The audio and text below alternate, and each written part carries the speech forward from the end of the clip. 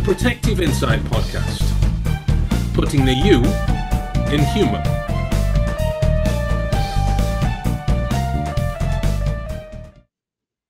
And welcome back to another episode, my lords, ladies and gentlemen. Thank you for tuning in. Thank you for stopping by.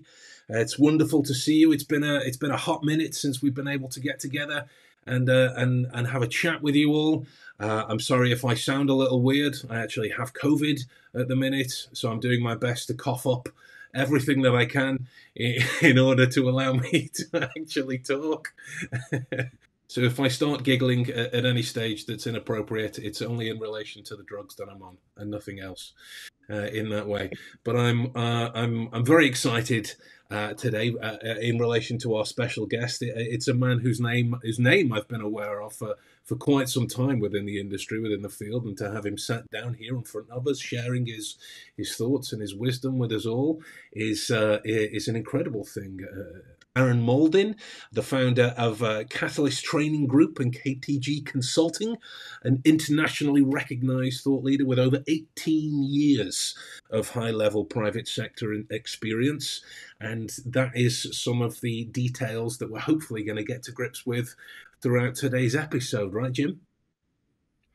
Yes, undoubtedly. Aaron is one of those guys that when there's problems, he gets called in and fixes them. So he's a solutions guy, a guy that's got a proven track record, experience. As you'll find, very easy to talk to. We're going to have a lot of fun with this. We're going to dive into everything regarding training, sustainment training. What are some of the common pitfalls maybe he's seeing? I mean, he's what I call a fixer. So I'll be curious to see, hey, what are the most common problems are we having to fix? Are they training issues, vetting issues, onboarding, things that we've talked about in previous episodes? So I just think it's going to be just a really good conversation for those of you that are in the EP field. If you're a company, a provider, a guy that's actually looking to get into it, you need to be listening because I'm sure there's going to be tons of nuggets in here as well. Aaron's very well versed in that whole recruitment, resume building, and how to make yourself stand out. Don't write like a dummy, per se. So without further ado, I'd like to bring on our good friend Aaron, and let's get this conversation started today. Yes, I always feel like I need some kind of applause cue at this stage. Yes. When they come in, I feel like we need some kind of bell or dong or something, and it's just like, hey, how's it going? I can do this.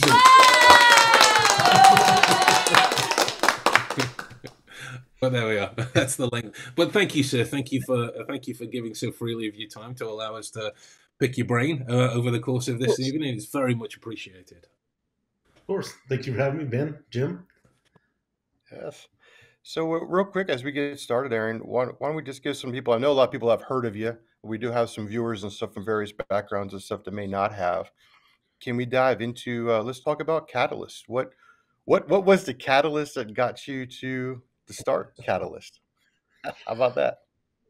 Well, I think the key thing is the absorption of companies, right? So the absorption of Allied with AS, and then now it was, Garda with FAM. And a big thing with what I was wanting to do is to be an enabler. Like I'm not the one-stop shop for everything, but over the years, I've built just a vast network of subject matter experts. So if there's an issue and I can't provide a solution, I know I can find someone that can, correct the path. I don't like to say fixing programs. I like to say optimizing or, compliance and quality assurance, because what Katalyst can do is help security companies, family offices, corporations, not have to reinvent the wheel when it comes to certain things, right? So, and it's a conduit. So I want to do consulting. I want to do training. There's a lot of training companies out there, but there's not a lot of training companies that specialize in sustainment training packages. And what does that look like, right? As far as, what is the best way to choose a training provider?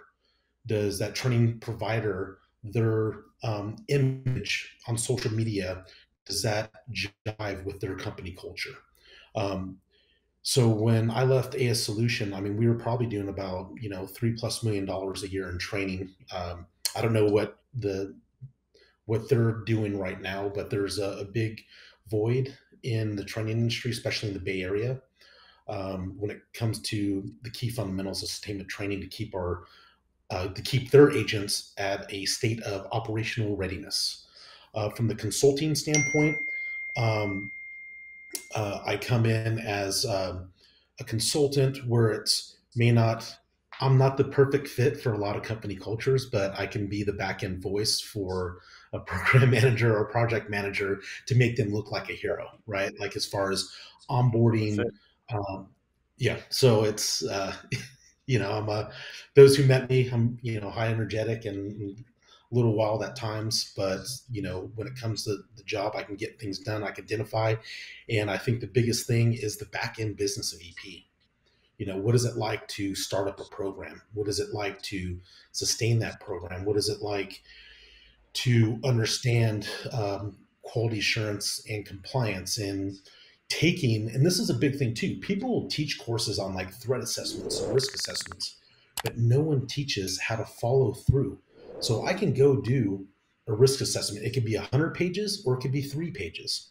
But the fact is that if I give you that playbook, is there someone in that position to follow through with the priority objectives to create, to manage risk for your corporations? And that's a big thing. These people will ask for these assessments.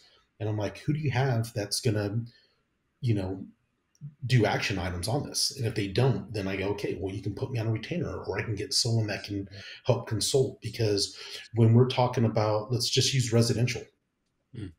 right? There might be cameras, camera systems, access control systems, maybe setting up the command posts that they have it, developing SOPs, policies for onboarding agents, how to complete daily and nightly operational report for key KPIs, and how do we take those weekly reports and put them in a report to submit up to the client to show that the actionable items that we're doing every week. That's all the back end business that a lot of people don't understand, and they don't have to reinvent the wheel. There's been a playbook that's been around for a long time. I modify it and adjust it every year because we always, with technology and everything like that, it always starts to evolve. But that is what Katalyst is in a nutshell. Is um, you know, if someone reached out to me and they needed services in Minnesota, I vet and find a reliable company, not only a reliable company, but a company that has the proper manpower and most importantly, the operational funding to Mhm. execute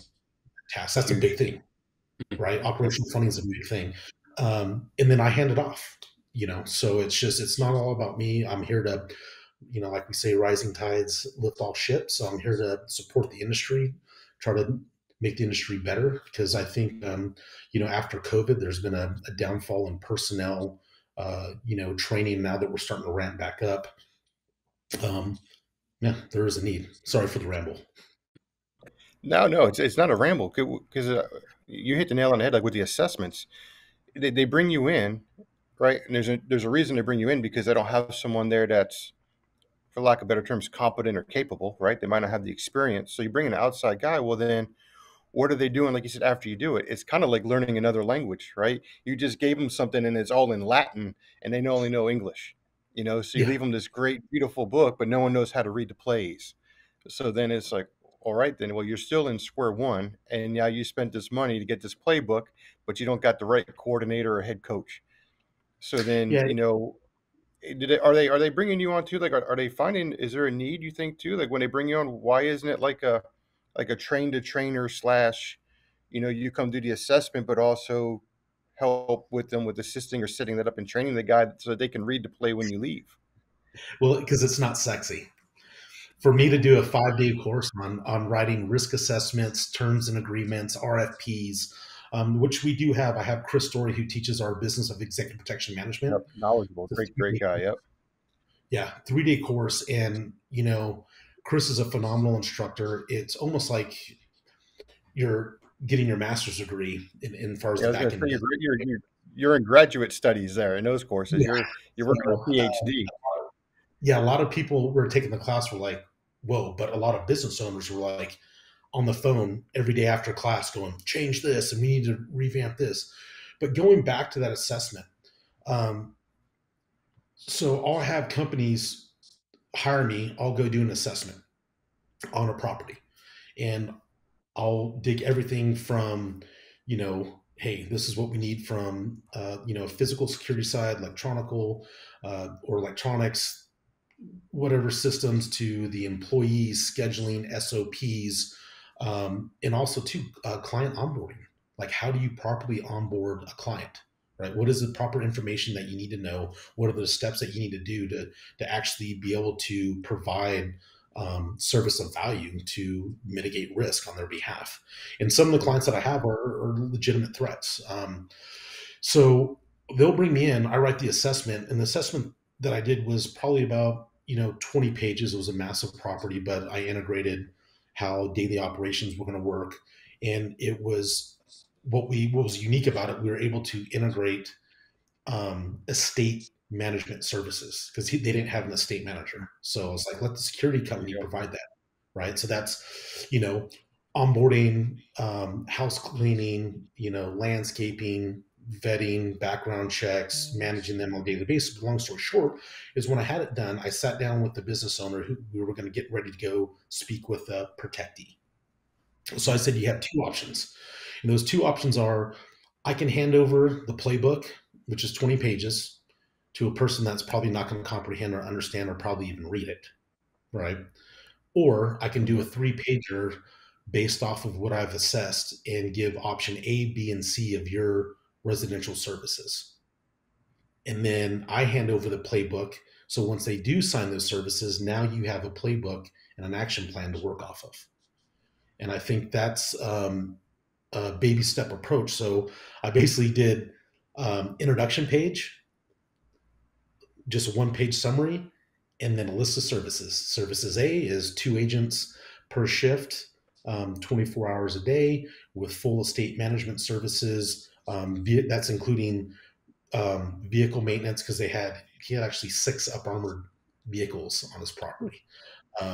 So we had to do vehicle maintenance on that, and then B was just the security without the statement services, and then like option C was like 1 guy per shift. And Kind of like, do you want security or you want the look of security, right? Exactly. And this individual was blue collar, and now this year he probably hit about 150 million net worth. And for him, it was just like, yeah, I'm like, you're a CEO now, and you should be focusing on that and not worrying about, the safety and security of your family, your residents. Someone will always be here, taking your kids to school, taking your wife shopping. We're going to streamline this. You can, that's a big thing that is a misconception about security, is they think it's a hindrance, but we're an enabler when it comes to travel, logistics, and time. So you're not driving yourself. You can be in the back of the vehicle while we're safely driving you while doing your emails. Well, lo and behold, this individual signed for option A, which is the big option. So it was probably, I think it was like a $1.5 million residential contract, which was solid. It was a win. And then now, contract.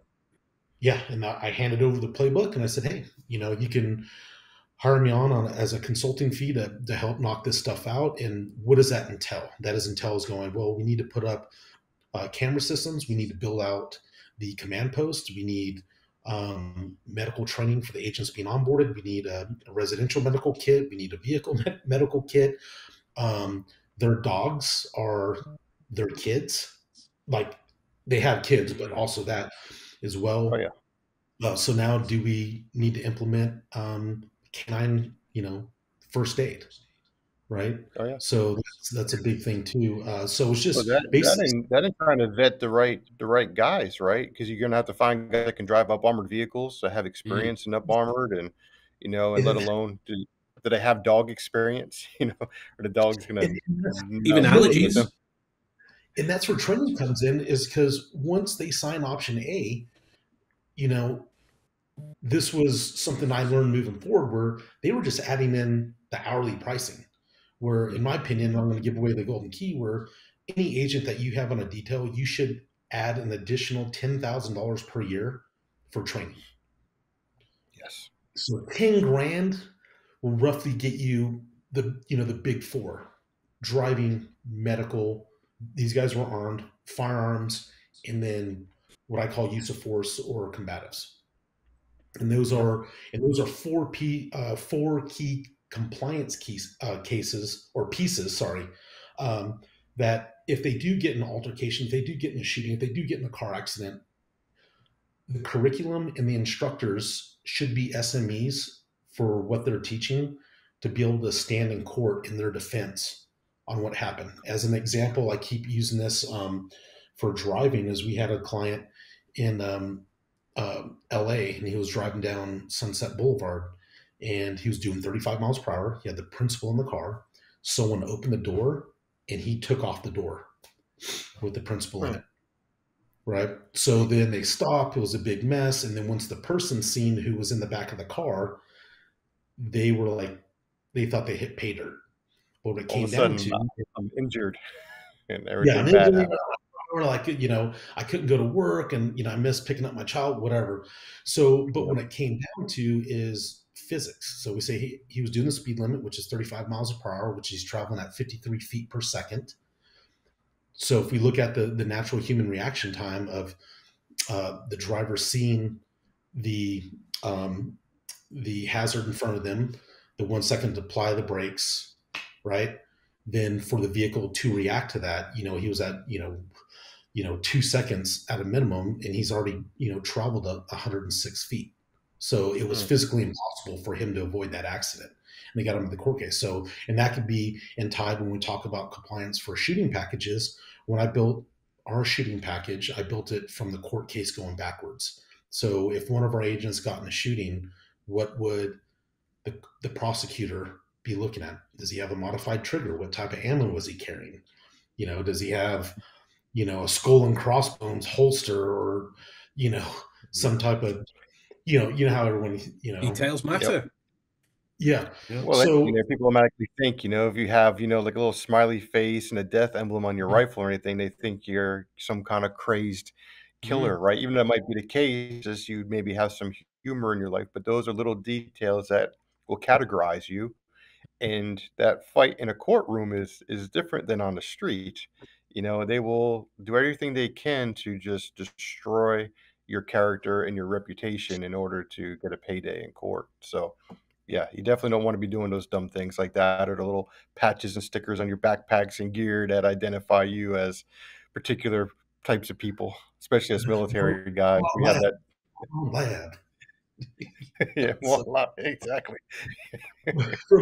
from firearms piece, what I usually do is, so for some of the bigger programs, we regulate. I mean, the ideal program would be to, issue the firearms to everyone. They shouldn't be using them because you're going to have a hodgepodge of, retired cops carrying like 380s, and, the guys carrying Revolver. 1911s, 49. So it's just, if you're building a program, it's an educational standpoint going, hey, we're going to invest in the money. And the key thing is for a company, they go like, man, I'm going to have to invest in, let's just say, 8 Glocks, right? 8 Glock 9mm. So I'm like, well, it's for the program, and you're establishing assets for your company.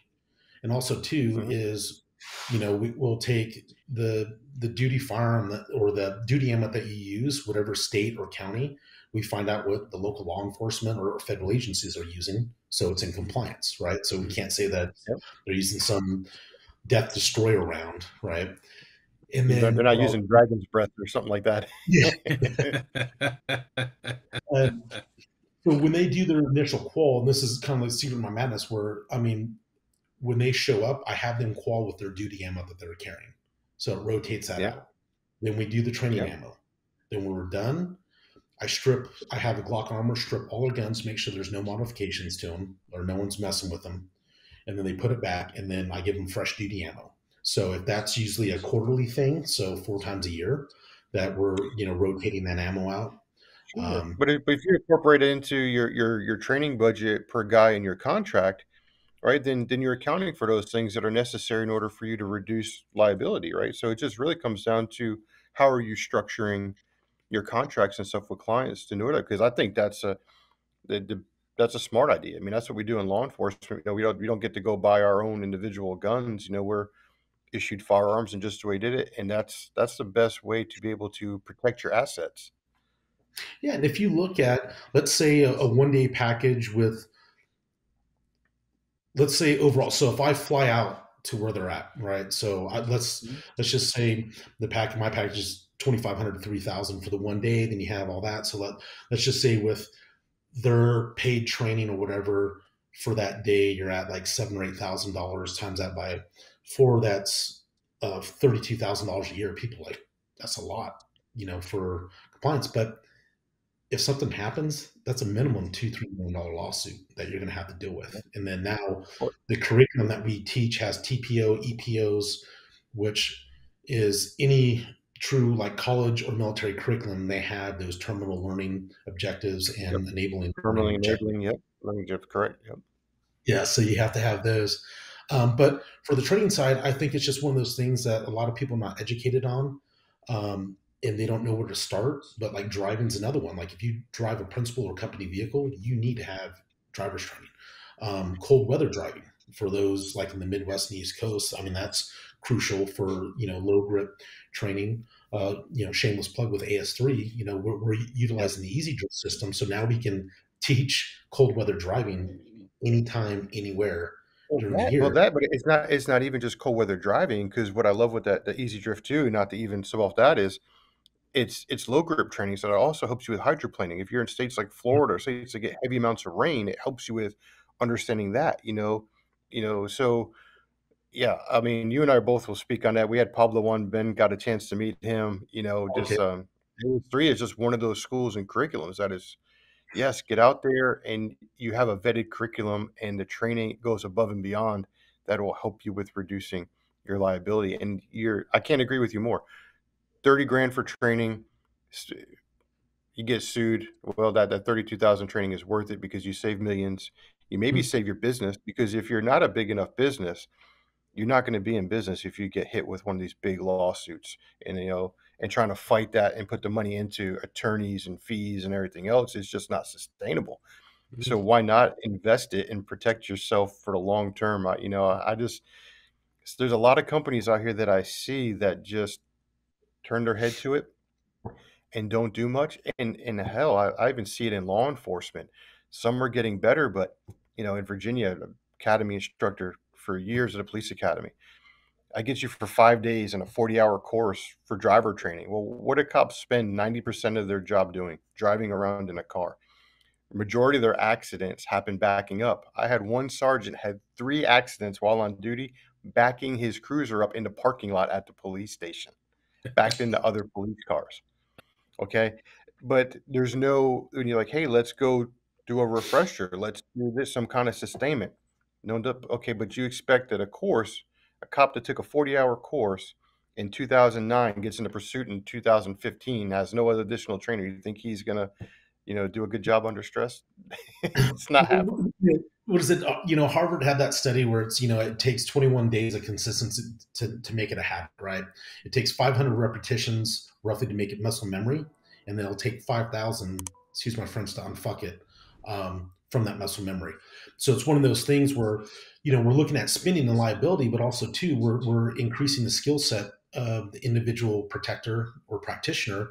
And also too, um, I'm able to get a lot of feedback on those individuals coming through training where it's sad to say that these people were on the job, they went through the firearms course, and I had to call HR and said, these individuals should not be carrying a gun. Mhm.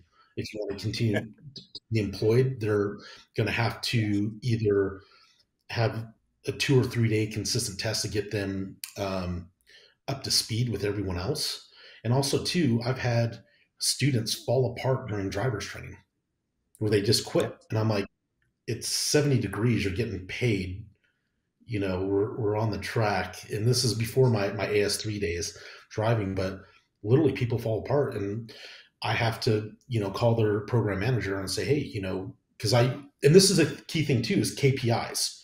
This is a lot of one thing that we do that I don't think anyone else except AS3 International for driving does is key performance indicators. How do we track the performance record?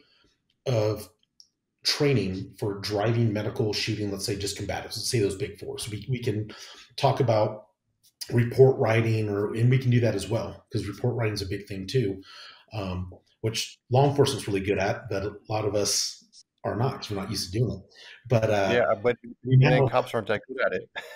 yeah, you They guys are get like, a 4-hour block, and I had guys that can't write a basic report, and then try to explain to them, you're writing a report that's going to court, that's going to be used as evidence in court. In any particular time, depending how that case goes, your report can become future case law that's being referenced for future things. I'm like, so fix your grammar, write like you have a little bit of an education, um, but some guys wouldn't get it, and I had a case go to court. It was a DUI case years ago in Virginia that came through on the type of roadway. I think it was an exemption that I fought in it that became an amendment to case law in Virginia for DUIs on particular types of roads and roadways. So it's like at any given time you can have that happen. So write like your report means something, and then I'll jump off the soapbox, because the other thing is too, a lot of guys I've come across, Aaron, they use very little detail. They like to just say, on this day I did this, this, and this, and some people have told them, oh, that's great, and I'm like, yes and no. Okay, so you summed it up, and an attorney can't argue it. However, you're not going to go to court right away, maybe to testify on that. Maybe it's 5 years down the road, and now you got to use that report, refresh your memory on those events and what happened. And if it's something significant, and also if it's not in the report, as we all know, right? If it's not written down, it didn't happen. yeah. So, And what that translates to too is communication. If they want to move up the chain of command, they got to know how to articulate an email, how to communicate with executives, C-suite executives, yeah. senior leadership. And going back to that with the KPIs, those are the kind of things where now I am actually being able to give trackable data to the project or program manager. So when they have their QBRs, which is maybe their quarterly business review that they have with their leadership, or the security company has with the client, they can show, hey, how was training this year? Well, and then they can give a diagram to show an increase of skill set throughout the year, and they're reinvesting in their employees and making sure, because the key thing is I see in the industry that everyone goes to a school, and then now they're a protector and they're on the job, right? And then they never go back to sharpen those skills. Or so it's one of those things that we always got to keep that you know well, no, you know you gotta, get brilliant at the basics, and you got to keep building on the foundational stuff. And I think it was Mike Pannone, Ben, when we had him on here, that I love when he said it was, he said, I would rather fight somebody that has bad training reinforced than an insurgent that goes off of their gut instinct. Because like you were saying before, right, that bad training reinforced it, one, they're gonna be predictable, but you got to do a lot to unscrew them up, so that key to that training. And no, other than AS3 and what you've been doing, I've had the opportunity to work around a bunch of different people in different organizations and see things. You don't see it. A lot of companies don't even evaluate their people. They've had no, guys on for a while, and there's no evaluation of like, okay, well, when did they came in? What level were they at? Where are they at now? What do they need? And people neglect the needs of what these guys are. Some guys it's money, some guys it's balance, some guys want training. So what are you doing to create a culture to make sure that your team is optimized and performing at the best, the best rate capability for that organization, right?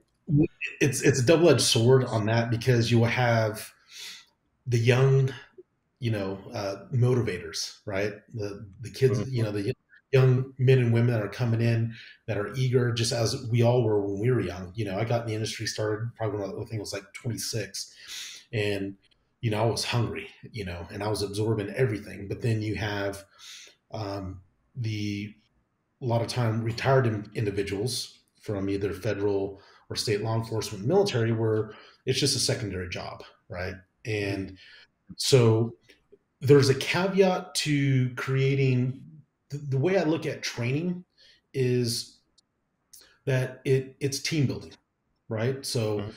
there's a lot of, I'll touch on this. So there was a company that I was running their training program, and they had their residential team and they had their EP team, but their training programs were not aligned by two different Mm. complete companies, right? And I was kind of shocked because my residential team, they were getting 800 training hours a year, which is insane. Yeah, Insane. it's a lot. Yeah, I call them my Marine Corps mafia.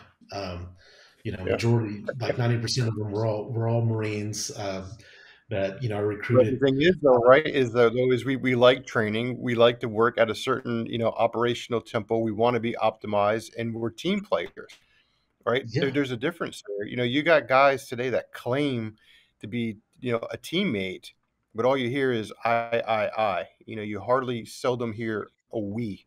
The actions speak loudly. And a lot of times it's lack of action. I like where you're going with this. So with that, I mean, how do you address some of those things, right? Because the other thing I'm seeing with some of these schools with it, well, that all ties in is these kids out here, these young, hungry military guys, or just people in general. They you see them all over Facebook and social media. What's the best school to go to? I want to get into the EP, and then people put out the same kind of key schools that have been around forever. The curriculums, from what I've seen, haven't changed in 20, 30 years. They're not really adapting, but they're taking these kids' money. They're running these kids through classes, and I always use this one kid. And some people that are listening, they know who I'm talking about because they worked the same site where I was at when I came across this guy, and it's like drove me nuts. Good kid, college educated kid, but he's no military, no law enforcement background. Went to one of these schools to get his certification. You go on his LinkedIn. He's a defensive designated marksman. He's a SWAT operator. He's a close protection professional. And I'm like, you just graduated the class. You got 3 months. And then we're on this, where I met him on this detail, claiming how great of a driver he is. And he's this, and driver. And he gets a flat tire. And I tell him to change the tire. And he goes, I don't know how. I've never changed one before.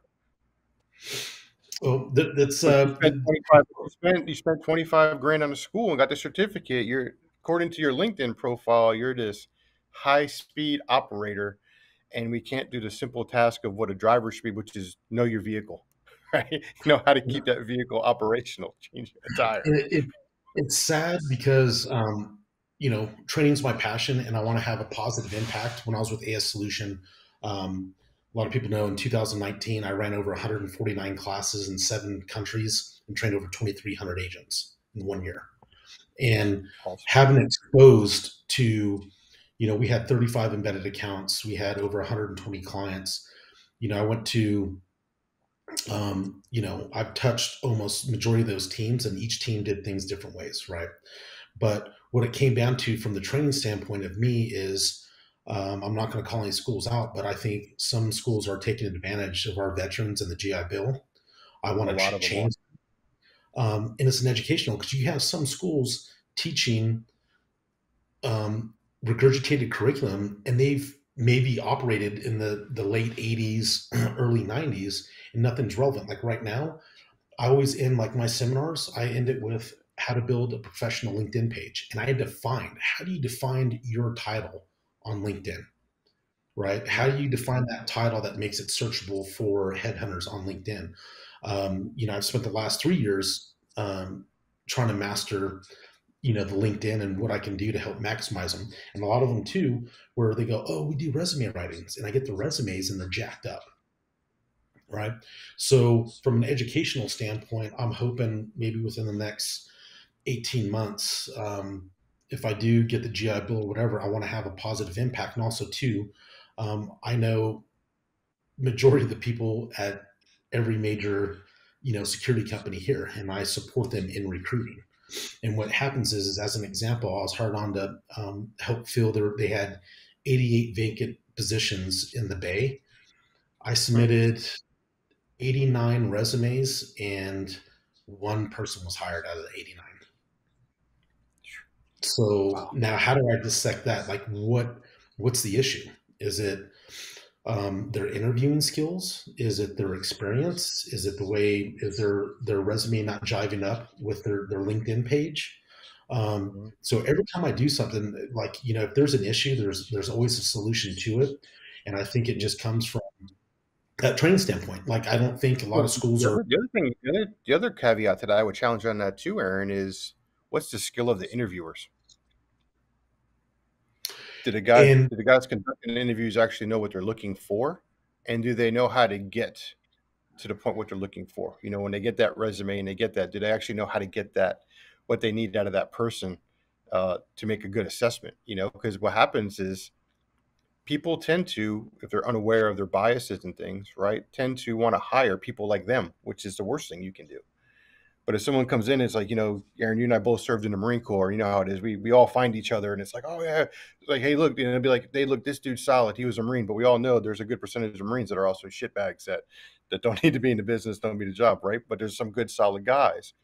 But our first thing is going to be, hey, no, this guy did this. He's a solid guy. So what happens is the assessments aren't being done properly, or maybe someone doesn't like the Marines. You know, you come along enough, they don't like us because we have a particular attitude. We steal their crayons, whatever people want to say we're doing today, and you don't get that fair shake because, oh man, this guy he's got this background, which is the case in some, because some of the special operator guys, there is a need and a place for them in the industry, but it's not the case all the time, because some of them, although they have the most phenomenal hard skills you can see, they don't have the interpersonal skills that really is needs and necessitated for a lot of the clients. It's more of, can you do this? Can you communicate? Can you have a conversation and not get riled up emotionally and take things to the next level when they don't have to be?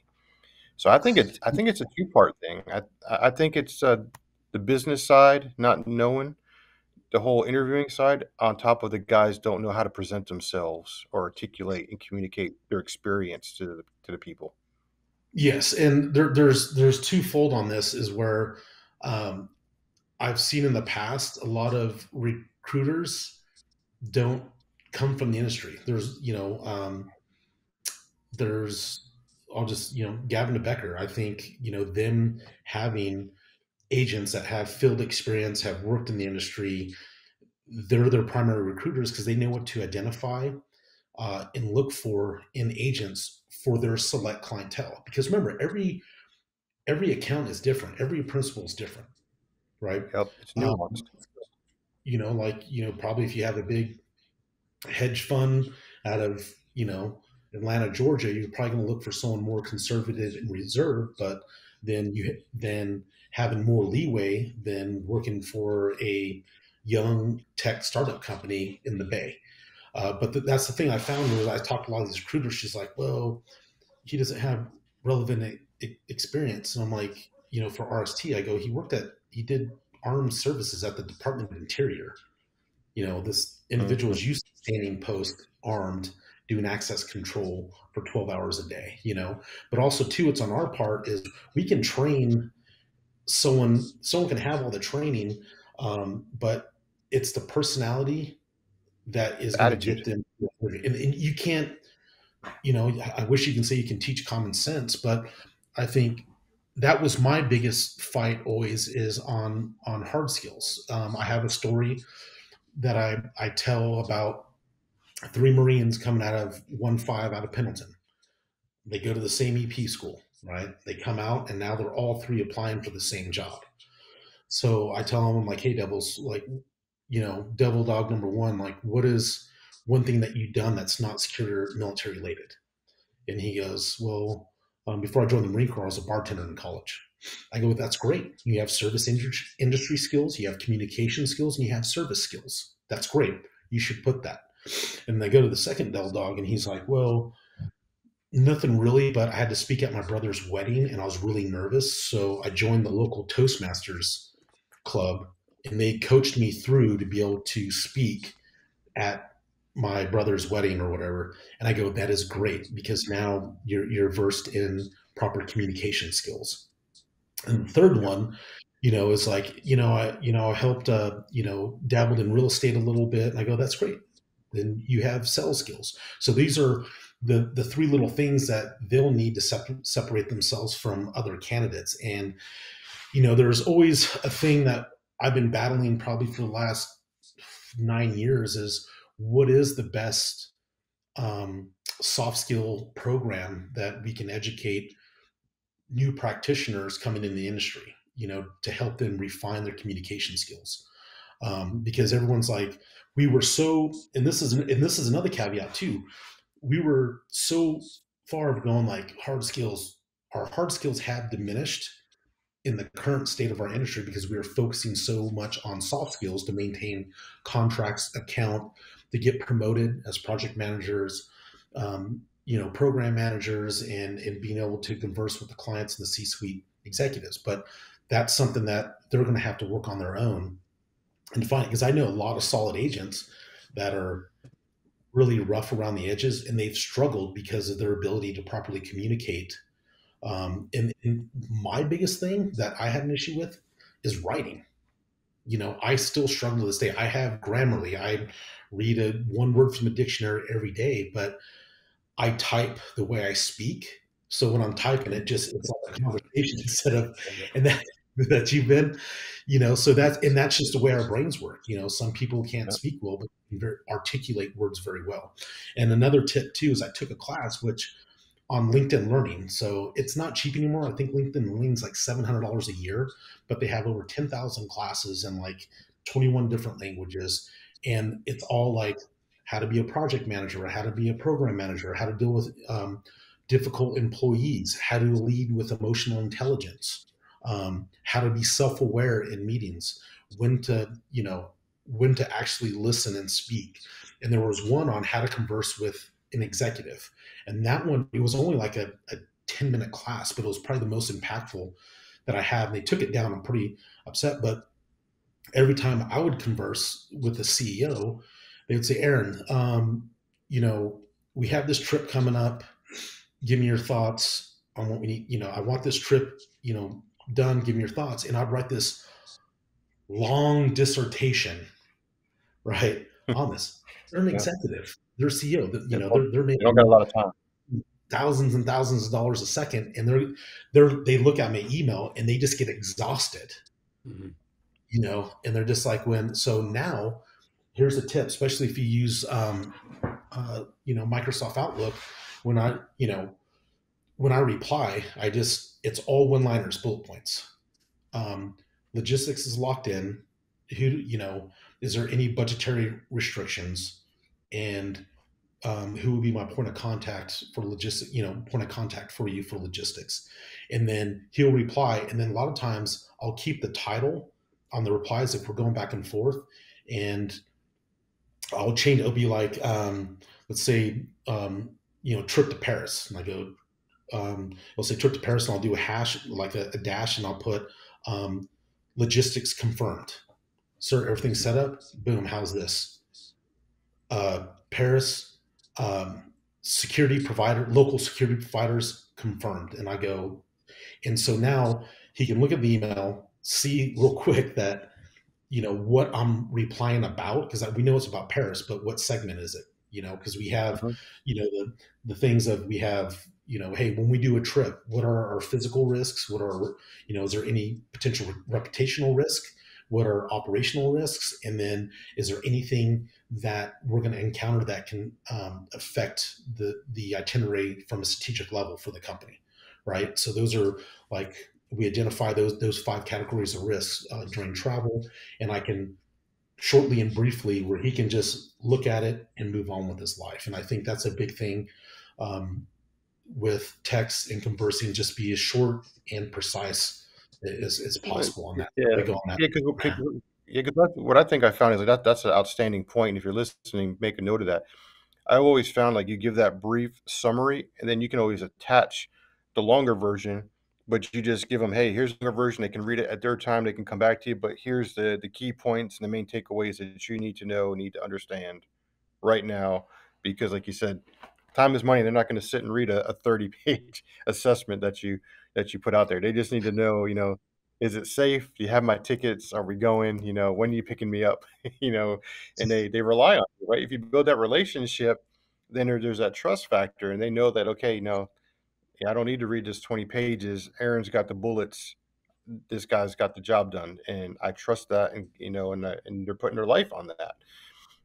So there's some great points. Now I'm going to try to pick your brain some more, Aaron, because there's some good information here for everybody. Amongst your journeys, you've been doing this now over 18 years. I know a lot of the role you're filling in now is helping and using your term optimizing. What are some of the what are like the three, if you can, or if you can identify, what are like are there three main things that you have seen or come across that have been consistent where you've had to go in and optimize? Are you seeing particular types of trends that's like a common thing that you get these calls for? That's the issue and the problem that you're able to identify and get a pulse on. Yeah, it comes down to poor leadership or poor management, or people in positions that have a dramatic need of self-preservation. So they tend to hold everything close and want to be that person that the protective the principal goes to, and it basically, it forces everyone below on daily operations to struggle to make things happen. And I came out on and this is an example, and this is kind of like a more technical term. I came out for 2 months to assess a detail. It was uh, a label that was getting bought out by another label. So the big label wanted me to go and see what was going on, because they were complaining that security's not tight, or they're falling asleep, or we're concerned about X, Y, and Z. So I went out and did an assessment on the residents. I did assessment on uh, the side businesses, restaurants, nightclubs, and then I spent a month traveling. I supported the team, and I was working with them. But what it came down to is there was two factors. Were educational part, where the manager wanted the manager of the artists kept everything in tight hold, so they couldn't do advances. They didn't have access to vehicles. They were limited information. As an example, we were staying well, the principal was staying, let's say, the Baccarat in New York, right? So that thing's like $5,000 to $7,000 a night. Iced tea's like $15 in the lobby, right? So we were, our team was not bad. Well, we were put in a nice hotel down the way, but it's New York. But they're having us do is they're having the drivers just show up, and I go, no, we need to have the drivers come pick us up an hour prior to get us there. And he goes, well, that's an hour. The manager's like the manager, the ops manager, that's an hour, and they're not your vehicles, they're the principals. And I'm like, well, let's put it this way. We got six, let's just say there was eight of us, right? So eight of us will have to Uber back and forth, at different times. Some of us will have to shoot out, do advances, etc. So let's just say, in a hindsight, that's 16 Uber rides in a day. Times that by 30. Now imagine after 3 days, us allocating that many Uber rides. What is that? 30, 40, 42 Uber rides, per person allocating. That's going to inundate your CPAs, your HRs. It's going to waste our time. So it's cheaper from the back end of wasting, billing and invoicing time, to just allow a vehicle to come snatch everyone up an hour prior to get us to where we need to go to prepare for the principal's movements, who may or may not move that day, right? So that's a lot of back end stuff that people don't understand, where, when, we were at AS, we would have up to, 40,000 credit card allocations a month that our billing had to allocate to set different accounts, invoice them, and go there. So when I come in, it's not just optimizing, like, hey, and when I come in, it's not optimizing just, is the team doing bad? What is the whole operation as a whole? Because everyone's involved in one way. How do we make the EA or the PA, the executive assistant or personal assistant, life easier? How do we gain confidence in the manager, where it's just like, hey, we'll take care of logistics. We got it. Just feed us the proper information. Or to the point where it was really weird, where I'd have a guy on the break, and the manager's like, well, where's Dion? And I'm like, well, I have Dion on break. He's resting. No, I need to see where my money's at. He needs to get over here. Like, that was that mentality. And I'm like, no, he doesn't, because right now we're working 20 hours a day. You're breaking multiple labor laws, and I can't make this up. They were keeping the drivers that long, where a driver fell asleep in the car with me in it, going to do advance in Miami, and he crashed the car. I couldn't grab the steering. Like, I looked over and he was nodding, and then before I can grab the steering wheel, we plowed into a, a parked car on a corner. So that was a vehicle Oh down. man. So the thing. So when I had to write that assessment, it was safety and security. It was like labor employment laws, back in operational stuff to go like, hey, we can streamline this whole thing to make everyone's lives easier. Because, Yeah. and another thing too is what they don't understand is like, well, they're like, well, that's a lot of money. I go, it's not your money. It's the company's money. You're not an entertainer anymore. You're an executive. And everything that we do, we can file the tax forms where it's a write-off. You're going to need a Yeah. tax write-off. So there's that. And then also too, when I come in to optimize, there's always that misconception of guys going like, oh, Aaron's going to try to get us fired or screw things up. And I have to go, look, I don't want your job. I'm here to see what the problem is. I'm here to see if you need more manpower, which means you need a bigger budget, or, I don't want anyone to get fired, but if it's an educational training issue, I want to get the time and money and budget to do that. Because right now, if you look at a corporate level, back in like 2016, we did an assessment where a corporation to hire someone as an internal employee was about $10,000. I think that's up to almost $20,000 now. Yeah. Um, so that's why a lot of corporations want to contract security out, because they're going to let the security company take the burden of onboarding, processing, hiring, training to get them in. And then if we come to work and they don't like Aaron's, checkered vans when he shows up and Aaron gets fired, he's easily replaced. Whereas in a corporation, they can't. It's discrimination because I have white and black shoes, right? So that's another key standpoint to think about too. Is it could be a thing where guys are rusty. If there's issues, and then also too is continued education where it's not all just about shooting, driving, medical, and combatives. It's about progressing where sustainment goes, hey, this year I want to introduce a course on risk. I want to introduce a course on how they can do a risk or a threat assessment, building their internal skill sets. So now you're not having to outsource that. And then now you're given the ability of some of your agents to take on other tasks, right? Yeah. To do that. So that's kind of Yeah. a big thing. And a lot of times too is another big thing is a lot of these startups, they want to hire within, which I think is great, but they'll pull someone from their GSOC or protective intel side to set up the EP program. And they're only going to know what they know and perceive, but From thank goodness the some of them. Intel side, they're going to know that side of it well, but not know our operational side of the business. Yes. And it's a caveat where they'll call and they go, hey, I don't know what I'm doing. Can you help? I go, there's two ways I can help. I can come in as a consultant, give me 90 days or 30 days, whatever you need to build it up, or you can feed me your problems as a consultant and I can write them out, do coaching calls, with you to help you get your program. And if I don't have the answer, I'll get people in place that can.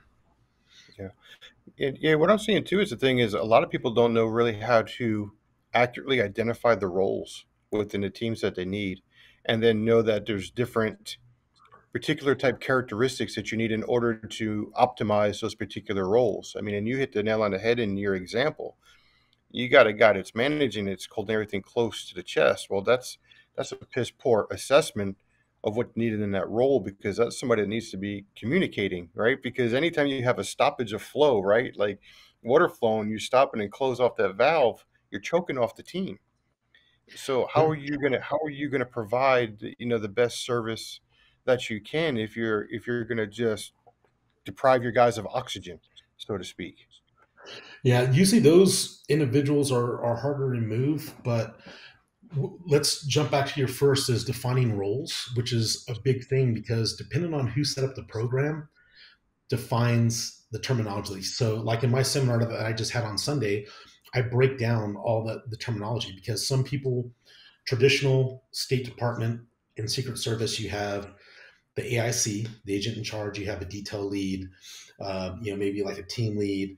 But when you go to the corporate sector, you may have the AIC is technically the FTE, which is a full-time employee, right? And the Mhm. secondary AIC is probably maybe a detail lead, which is like, so there's no defined roles because each corporation does it different. And I know some companies where they want everyone to feel as an equal, so everyone's either a manager or a lead, Mm, right? Or, yeah.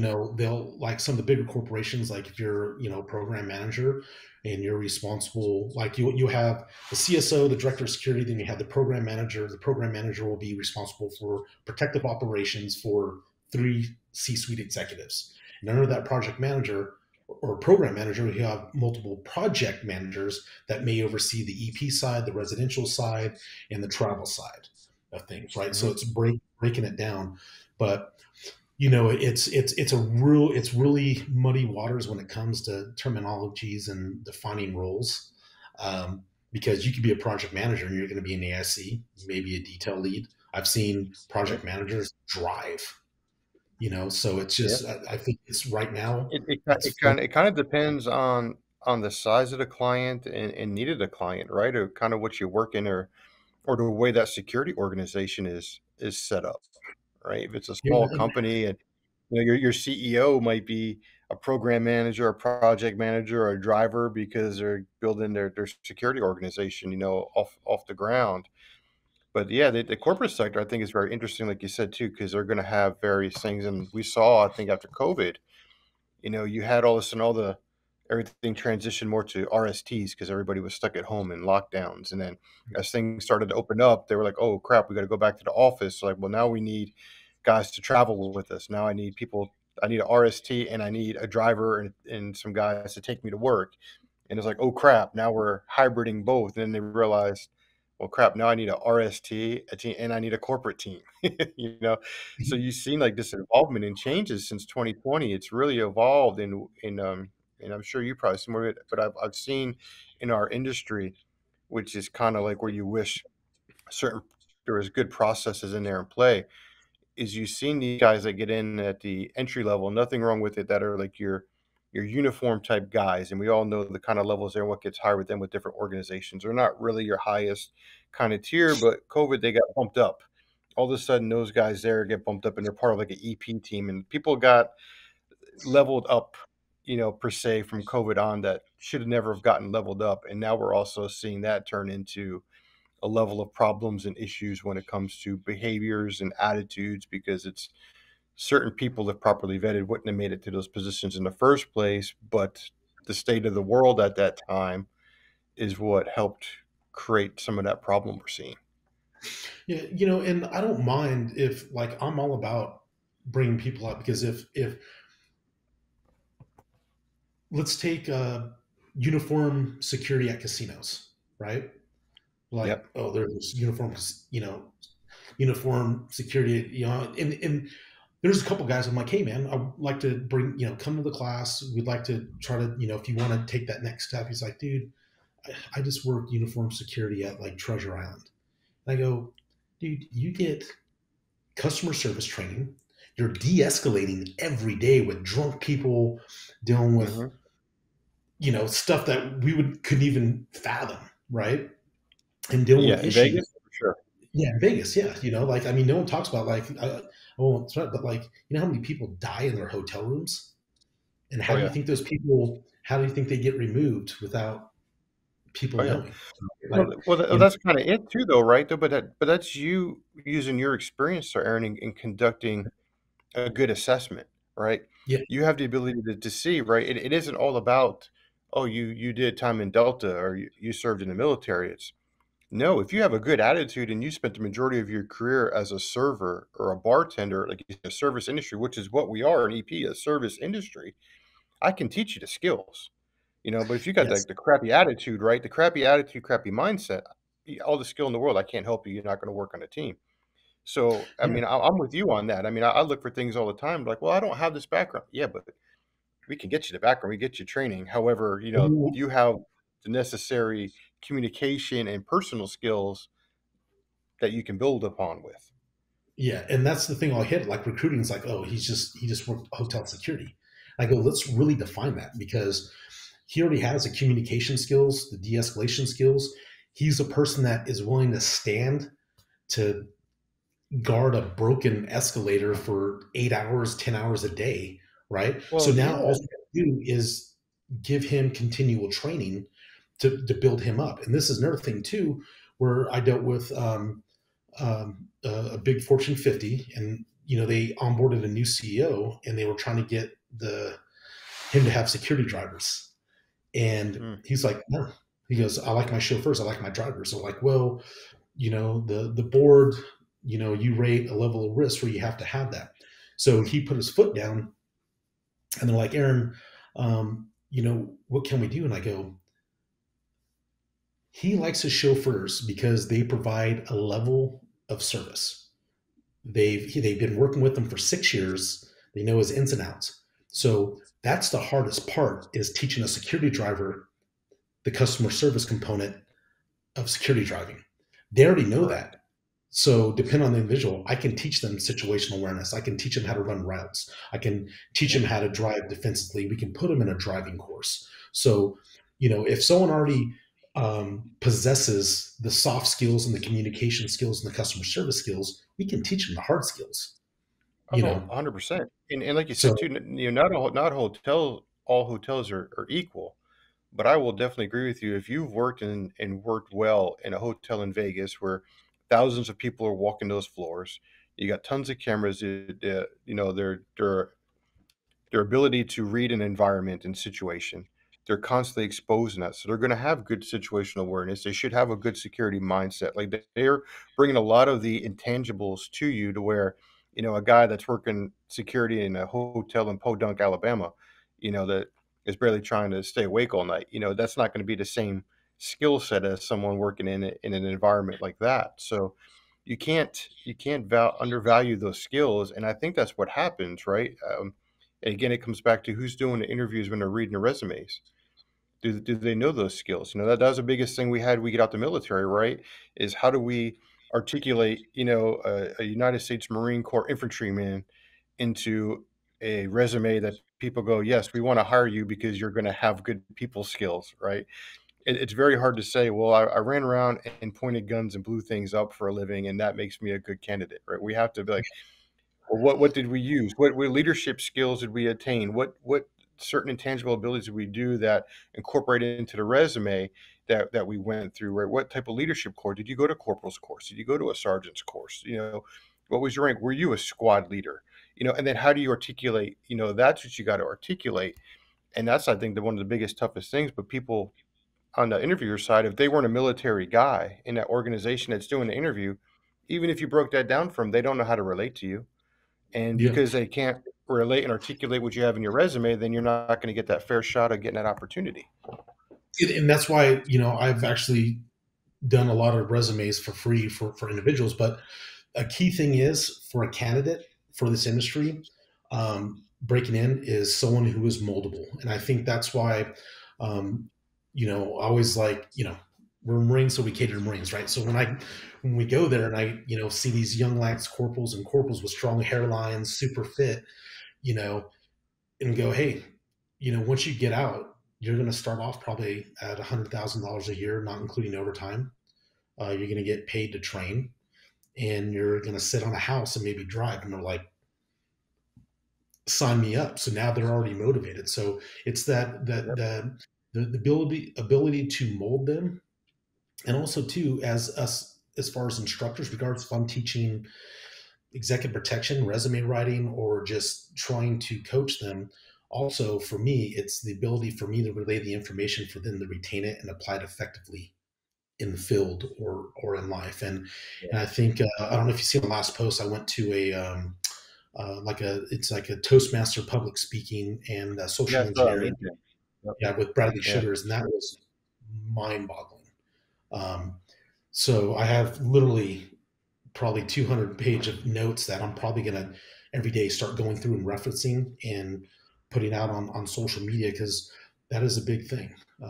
But also too, we can't neglect the hard skills. And that's one last thing, is we were always back in the day like, oh, we don't want to hire, SF guys, or that this guy has no corporate experience. But now one of my buddies actually built a team all around guys with special operation experience. He's like, dude, they're fire and forget. And we were so worried about how they're going to present themselves around the principal of the client and not realizing how effective and efficient they are out in the field and doing things on their own versus, like being a project manager as a Lance Corporal managing a bunch of privates and PFCs running around. So there's a big difference, but the industry's verse. I think the industry has problems. It's going to continue to have problems, but it's going to be up to leadership. It's going to be up to security companies, and then up to training providers to all come together. And that's the biggest thing where I think we're like myself, Jill Sorsa, and Elijah, we teach from the operational aspect of protection work Mhm. because we can teach from experience, and we know what the needs are for the client and the principal, and we apply that in training. Where a lot of schools go, this is a Secret Service model, this is a State Department model, and then here you go, and they don't talk Yeah, about it's kind of the like, well, it's what you see at some of these schools now, right? They almost everybody models blocks off the whips program. So hey, the model blocks off the whips program, and then I don't know. There's one out there, and I won't say the names, but you know who I'm talking about. They're out there on the West Coast side, and you're teaching these hard skill intensives and driving, and it's like, cool, man. You got these guys in Crown Vics and pit bars and ramming and pitting. Okay, well, you tell me when the hell we're going to do that in the United States. When are we doing that here? I'll pull a caveat to that though. Yeah, So like caveat. we can do a whole thing on stateside because we're dealing with electronic countermeasures and in vehicles, so ramming all that stuff. But I think there is a skill set for that needed. As an example, you go down to Latin America or you travel overseas. There's a lot of companies that are NGOs or people Sure, that are activists or philanthropists. I sure. actually pronounce that correctly. Um, Huh? that work in maybe going to non-permissive environments. So I'm very good at well, I'm all support of having as many tools in the toolbox. If you want to invest your money and do it and know how to do it, I think you should know how to do it. As an example, I was down in French Guiana on the space program, and we had 3 Peugeot Sprinter vans, and we were responsible for transporting all the engineers and executives on base on the European Space Agency in Kourou. Um, and we get there, and all 3 of them are stick shift, That's the thing. A and lot of 2 of guys them aren't teaching manual transmission, do not know how to and drive a stick. and, And I'm and like, how many people not only are you doing stick, but how many guys can drive manual right side drive vehicles? exactly. And that was a big issue. So I had them in the parking lot all night, and they're popping the clutch because I'm like, Yep. we get because like we have to drive them in. Like, so it was a crash course, and that's some things too where there's certain things of question to ask agents. Do you know how to ride a motorcycle, an ATV? Do you know how to drive a stick? You know, Yep. and then Well, for a and lot the of thing is too, though, with that, I think that goes back to your organization and the training, right? Because I don't disagree with having the skill set, but I disagree with spending the money to get that certificate and you're on a RST, right? It's something that's going to be relevant to your role, your job, or you're going to be going Oconus or going to one of those places where you're going to come across it. By all means, do it. But if you take that course now and you don't have that, there's a study out there. If you took a 40-hour class we finished it this week, and you don't practice any of those skills or use them, within 2 to 3 weeks, you lose 40% of that skill. Within 2 months, you've lost the whole skill. So was it really worth you spending 10 grand learning how to pit and ram when you're not going to have that opportunity maybe for 10 years down the road, if at all? I So would say you can put that money out prioritize your training. Like right now, I know my buddy, I'll give him a shout out, Wayne DeCoste with ResCore Group. Everyone on his team and his company is an EMT or a paramedic. Right there. now, Yes, what is which is the good to have. biggest threat to our principals? It's medical emergencies by far. And 100%. I think I don't like medical, but I force myself to do it. And I'm lucky because a lot of the programs, like the space program that I was on, we had doctors from SOS, so we had a full-on doctor. But at a baseline level, we should know what we're doing on a medical. And also too, training, like I said before, it really identifies the individual and on how they react, especially if we induce stress inoculation to their training and see how they handle stress. And I've seen, maybe it's in my 10 years of doing training, maybe like 3 or 4 people fall apart, but that's 3 or 4 people that fell apart during training. Imagine if it was, a real event, trying to handle a situation. Um, but I would say for those who's listening, wanting to get in, prioritize um, your training on what's going to get you hired. If you're a new practitioner, driving is always a big thing, because if I look at corporations and they hire you and they're like, man, we got to put them through driver's training this year, which is driving and medical are probably the 2 most expensive training packages for sustainment. If they see that you already have that for the year in your cert, that takes the load off of them for that to get you on, right? Um, and also too, that balance of hard, I'm all about hard skills, man. And trade craft, like I have lock picking classes that I've done for clients, right?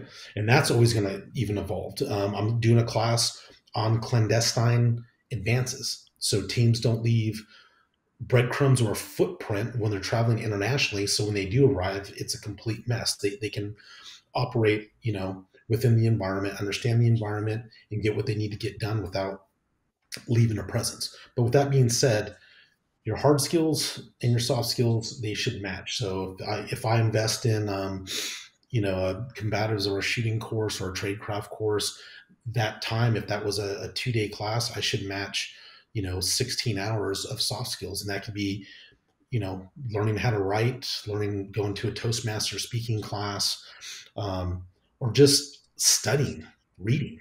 Like soft skills, like how to define soft skills. Read a book. There's a lot of books on corporate security. I mean, I have stacks of them up here that I haven't even finished on threat assessments, risk assessments, corporate EP, and just be that Renaissance agent, or be the Renaissance agent. Jared Van Geest wrote an article called be the chameleon, being able to adapt and adjust regardless of the environment. Because right now, quote me, this is why most agents fail, because they're unable to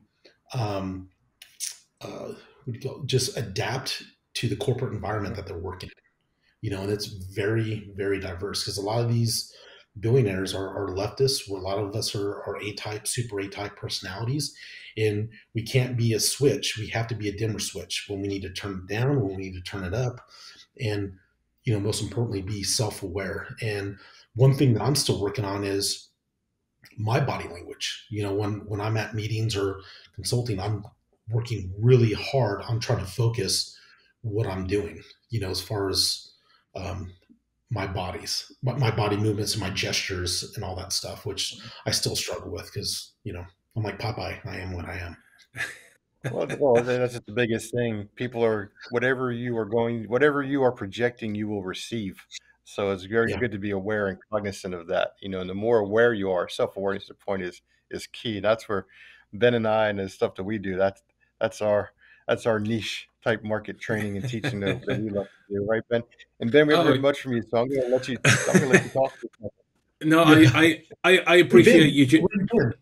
Yeah, I appreciate you gents allowing me to take kind of a back seat. But one, because let's be fair, it hurts to talk. But the other, it's been a real kind of eye opener to sit back and kind of, with the things you were saying. Okay, this fits here, this bit fits here, this bit fits here, and whatnot. To see how, or rather, if there is, a kind of a governing thesis that might be applied to it all in that way, and you can tell me if I'm right or wrong, if I've missed it. I mean, obviously there will be nuance to it all, but in that way, it strikes me that when it comes to the kind of area of there being an issue or some kind of concern or a problem that's arisen somewhere down the line, that we can always sort of abductively reason it back towards someone has a lack of awareness that's led to a misalignment of their priorities, within the moment, and the ability to solve that is some kind of egocentric display, whether that be, the Omid and Aryan over the potentiality of a $32,000 investment whilst risking a couple of million over this side, whether it's somebody thinking, oh, pitting and ramming is the best course to go in, and actively ignoring, learning how to talk, learning how to write, learning how to demonstrably, comport yourself around other people. And so some of these areas seem to come back that, yes, there will be a number of roles within the EP world, but it is down to the number of hats that you have to wear. Like you've been saying a few times, it's not just running, jumping, fighting, shooting, driving, and all this kind of thing. That, if somebody mentioned that, you would have to learn how to be a mediator, you would have to learn how to be a communicator, you would have to learn how to write legibly, quickly. A couple of my guys have recently taken work over in Korea, and I was saying to them, "Cool, do some reading about the culture." Why? Isn't that just a waste of time? I'm like, no, you're going to be able to slide more into their way of doing things, and why they are speaking and communicating and acting and moving and thinking and chatting in a very specific way. When I first spoke to a couple of my clinical guys who were taking masters in like psychologies and forensic psychs and this type of thing, I was like, take a few moments to take some memory training. Why? Learning how to learn. There is no kind of taken away from the fact that your role is expansive. Same as an EP agent, same as a facilitator. They are expansive, and the more you kind of get out of your own way to see about these kind of possibilities that were in there, I would argue that most people, like you mentioned, have never even thought about LinkedIn Learning. They're more about, what does my LinkedIn profile say about me? How many singing and dancing elements can I put into it? And so, examining these kinds of heuristics from the things that you've shared with us is only going to be able to help you exceed in your role and your effectiveness, right? Yeah, Ben, you hit the nail on the head with when you talk about understanding cultures. Hey, if you're flying to Korea, probably got 12 to 16 hours to study up. But studying cultures is no different than studying the company culture that you potentially could be working for. And that is going, if I'm going to work, example, for to go train this tech company, I'm doing research on what does the company do? What is their strategy? What are they looking to do moving forward? What is their expansion? Because if I'm going out there to train one detail and now they're opening 5 other offices in, two other countries and 3 in the U.S., that means those teams are going to expand. And where are they? So like understanding their strategic planning, their value, and then talking with them, just like you're right, like you got to do your homework like 100%. And I think that's a valuable lesson and a simple lesson to go, people getting in this industry, understand who your client is, understand the corporate environment, and understand how you are going to be able to function and survive. Because if I get hit, and this is what I always tell leadership, the ones with dramatic need of self-preservation, when I got to talk about the elephant in the room, is if you get hit by a bus tomorrow, where is this program going? You need to identify those underneath your command that you perceive that you can potentially start learning to mentor, to start coming up, because you don't want to be stuck in that position forever. What happens if person above you, the security director, CISO, you got to have room for movement. For you to move up, you got to have someone to put in place, right? And that's a key thing, is being able to identify those individuals, but also too, as those individual agents, they need to identify like, hey, what do I need to do to get where he's at? Because we all have a shelf life, Mm. right? And Yes. I'm a perfect example of that shelf life.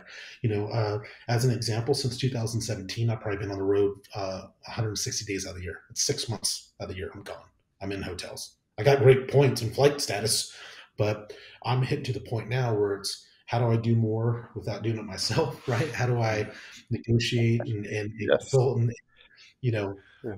get things done and still support. So now I can go, hey, who can I start looking at to bring underneath in the Katalyst to support me? So I'm not going out and going, I got to go do 4 5-day courses back to back. Who can I put in my place? I can make sure I can stay at home and book all their travel logistics, redefine the curriculum, their delivery, their training schedule, and get them going. So Mm. that is my thing because if I can't grow, Mm. I can't do everything myself. So I have to start Mm. identifying individuals to support me as a business to Mm. grow. And every security company should be thinking the same thing.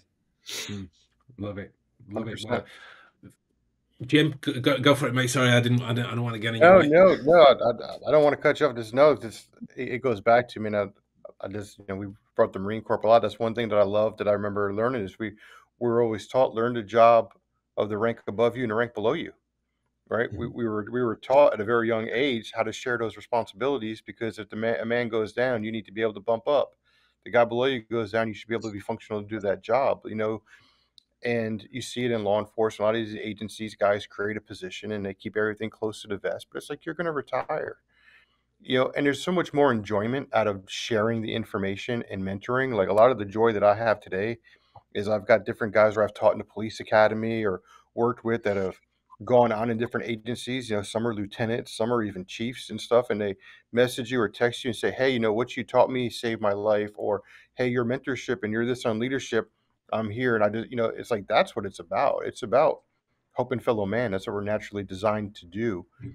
And the security industry is like one of those that people would rather fight to the death to get to the bottom of the barrel rather than look at each other and say we can be a force multiplier. There's enough business for us all. Why can't we raise the standard together, bump it together, and create an environment where people can thrive? And that's what I like with meeting guys like Aaron and different people we've had on here, that friends Pablo, all these guys, if you're not paying attention listening, they're all similar. We're all similar. We're all in this for the greater good of the industry. It's our passion.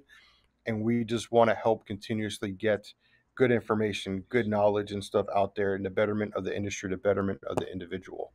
And I can't express that enough. And it's just been a pleasure having a chance to chat with you here, Aaron. And Ben, Likewise. I'll That's kick it over to you, exactly. buddy. No, I was going to say very much the same thing. Skills, in essence, techniques, whatever you want to call them, they die if you don't share them. They, that's the way I've always thought about it. And so, from me as well, thank you very much for your time, sir. For those that Yeah. have been listening, I know they've taken away many things from what you've been able to share with us this evening. But if they're interested in learning more from you, about you, with you, how can they best get in touch and follow along with your journey? Well, first of all, connect with me on LinkedIn. I have over 22,000 followers. So connect with me there. A lot of professional development. I post a lot of jobs, a lot of information. That's the best way to connect with me. If you want to learn more about my company, you can go to Katalyst with a K, catalysttraininggroup.com, or just go to my LinkedIn page, send me a connect, and all my information will be there. If you have any questions, feel free to, far away. And, I always try to make time. Another business strategy or operational strategy that I have is I try to, spend 20 minutes every morning on LinkedIn, just answering PMs, posting, sharing jobs, seeing who's doing what out there. Because LinkedIn is a very powerful tool. And it is one of the last unfiltered social media platforms out there. So, as an example, I posted a video of a solo agent in a shooting protecting his principal in Brazil. I think it's up to like 86,000 views and over 410 comments. I post that same one on Instagram and it's like 2,200 views. So it just shows you the filters. So you have a bigger outreach on LinkedIn, and if you're looking for employment, there's job post. You can lock your page into executive protection, security, and LinkedIn will feed you job posts. And I'm constantly sharing those for everyone. So, yeah, connect with me on LinkedIn. Sorry, that was a long-winded. More information, the better, right? You know, better be too comprehensive than too concise. But yeah, amazing, guys. Thank you very much for tuning in to another episode. And make sure you follow along on Fridays when all new episodes go out, and you'll be able to enjoy great interviews like this and more discussions that we've got coming your way. The only way you can do that is by clicking that little subscription button down below. It is free, it costs you nothing, and it allows us to keep bringing you these episodes with such wonderful people as Aaron to come and share their journey and their information and their knowledge and their capabilities with you. So with that in mind, we're going to love you and leave you, and we'll see you all next time. Take care. All right, Ben, Jim, thank you very much. Cheers. Yes, sir. Bye-bye. Thanks, Aaron. Appreciate it.